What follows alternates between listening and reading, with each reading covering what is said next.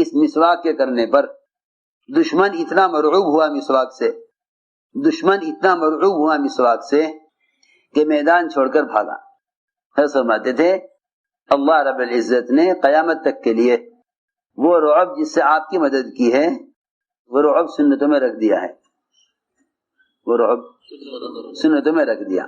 اس بات کو میں اس لیے سمجھانا چاہتا تھا کہ یوں طبیعتیں الجھی ہوئی ہیں لوگوں کی، طبیعتیں لوگوں کی کہ دعوت اور تبلیغ کو کسی مخصوص طریقے کے ساتھ مربوط نہیں کرنا چاہیے، کسی مخصوص طریقے کے ساتھ مربوط نہیں کرنا چاہیے۔ اس پر لوگوں کی طبیعتیں الجھی ہوئی ہیں کہ دعوت اور تبلیغ کو کسی مخصوص طریقے کے ساتھ مربوط نہیں کرنا چاہیے، حالانکہ جس طرح حضور اکرم صلی اللہ علیہ وسلم کی استنجے کی لائن کی سنت قیامت تک کے لیے بدلے گی نہیں، اس طرح آپ کی دعوت کی سنت بھی قیامت تک بدلے گی نہیں۔ جس کام کے لیے آپ بھیجے نہیں گئے اس کام کے کرنے کی سنت قیامت تک ثابت ہے۔ جس کام کے لیے بھیجے گئے ہیں وہ طریقے زمانے کے اعتبار سے کیسے بدل جائیں گے؟ اس سے یہ تصور کرنا کہ دین کے شعبوں کا انکار ہو رہا ہے، نہیں، دین کے جتنے بھی شعبے ہیں وہ تمام کے تمام شعبے مسنون ہیں، اس سے دین کے شعبوں کی تردید نہیں بلکہ اس سنت کا احیاء دین کے تمام شعبوں کے احیاء کے لیے ہے۔ اس سنت کا احیاء دین کے تمام شعبوں کے احیاء کے لیے ہے۔ خوب غور کرنا چاہیے کہ حضور اکرم صلی اللہ علیہ وسلم نے صحابہ کرام کو دین کی دعوت امت تک پہنچانے کے لیے نقل و حرکت پر ڈالا تھا۔ اس سنت کا اتنا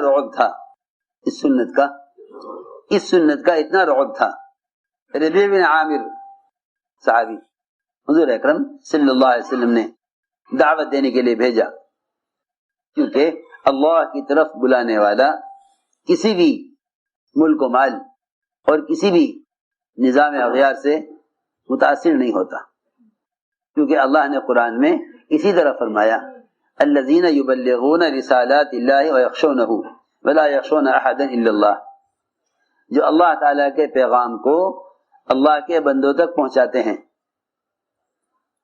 اللہ کے پیغام کو اللہ کے بندوں تک پہنچاتے ہیں، وہ اللہ کے غیر سے ڈرا نہیں کرتے، سارا خوف اور ساری کمزوری صرف اس لیے ہے کہ دعوت کی وہ سنت جس کو حضور اکرم صلی اللہ علیہ وسلم نے خود کیا، صحابہ سے کروایا، ہم نے رواجی طریقوں کو اس دین کی بات کے پہنچانے کا متبادل سمجھ لیا،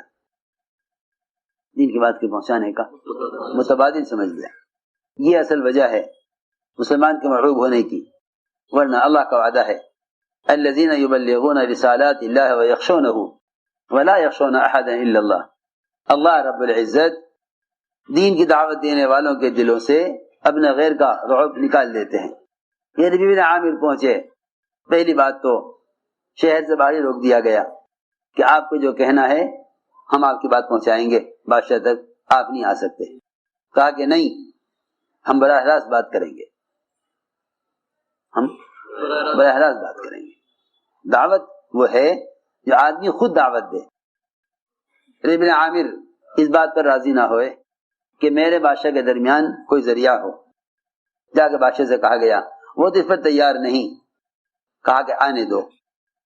وہاں آگے چلے، اس نے کہا کہ سواری بدلو، یہ سواری ہمارے شہر میں نہیں چلے گی۔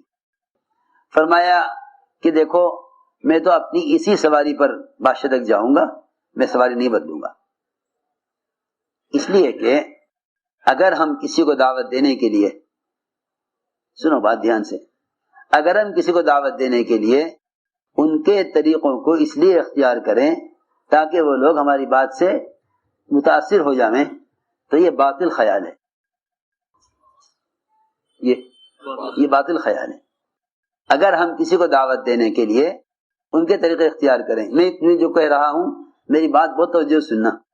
میں اس لیے کہہ رہا کہ ایک صاحب نے مشورہ دیا کہ اگر اسلام کی دعوت کے لیے ایک چینل ہو جاوے، کیونکہ بہت سے لوگ وہ ہیں جو اس لائن سے متاثر ہوتے ہیں، تو جس لائن سے متاثر ہوتے ہیں اگر ان کو اس لائن سے دعوت دی جاوے تو وہ متاثر ہوں گے. یہ باطل خیال ہے. یہ باطل خیال ہے. یہ باطل خیال ہے. کیونکہ جب تم محمد صلی اللہ علیہ وسلم کی بات کو محمد صلی اللہ علیہ وسلم کے طریقے سے ہٹ کر پہنچاؤ گے تو اس کا اثر ختم ہو جائے گا. ہرگز مت سوچو اس بات کو کہ جس طبقے کے اندر بات کے لینے کا مزاج ان لائنوں سے ہے، رواجی لائنوں سے، ان کو دعوت اس لائن سے پہنچا دی جائے. میں کیا بتاؤں، جب عبد الرحمن عوف رضی اللہ تعالیٰ عنہ نے حضرت عمر سے کہا امیر المومنین ایک بات تو یہ ہے کہ آپ کرتا بدل لیں، اپنا کرتا بدل لیں، آپ کے کرتے پر پیون بہت لگے ہوئے ہیں اور یہ کرتا بدل دیں. اس وقت یہاں ساری فوجیں آپ کا استقبال کریں گی. یہاں کا معیار مدینے کے معیار سے بہت بلند ہے. یہاں آپ کا اس طرح داخل ہونا ملک میں کہ جوتے آپ نے بائیں ہاتھ میں لٹکائے ہوئے ہیں اور موزے اتار کر کندھے پر لٹکائے ہوئے ہیں، ننگے سر ہیں، سر پر کیوں ہے تمہارے کے سر بال سامنے کے حصے پہ نہیں تھے تو سورج چمک رہا تھا تمہارے کے سر میں. اس طرح سے اگر آپ داخل ہوں گے تو ذرا ہمیں شرم آئے گی. اس لیے ذرا مناسب معلوم ہوتا ہے کہ ان لوگوں کو متاثر کرنے کے لیے ایک تو آپ ان کے گھوڑے پر سوار ہوں تاکہ وہ آپ کا مذاق نہ اڑاویں یہ دیکھ کر کہ ہمارے یہاں تو ایسے عمدہ اونچے اونچے ترکی گھوڑے اور یہ خچر پر ذرا اچھا معلوم نہیں ہوتا. کہیں گے لو یہ تمہارے امیر ہیں. حضرت نے فرمایا اے عبد الرحمن اگر تیرے سوا اس بات کو کوئی اور کہتا، کوئی اور کہتا تو میں کہتا بیچارہ نیا آدمی ہے، اسلام کے مزاج سے واقف نہیں ہے، بیچارہ نیا آدمی ہے، اسلام کے مزاج سے واقف نہیں ہے، اس لیے یہ بات کر رہا. جیسے ہی کرتا بدلا ان کے اصرار پر فوراً اندری کیفیت بدل گئی. فرمایا میرا وہی کرتا دے دو. مجھے اس کرتے کے بدلتے ہی اپنی کیفیت بدلی ہوئی محسوس ہو رہی ہے.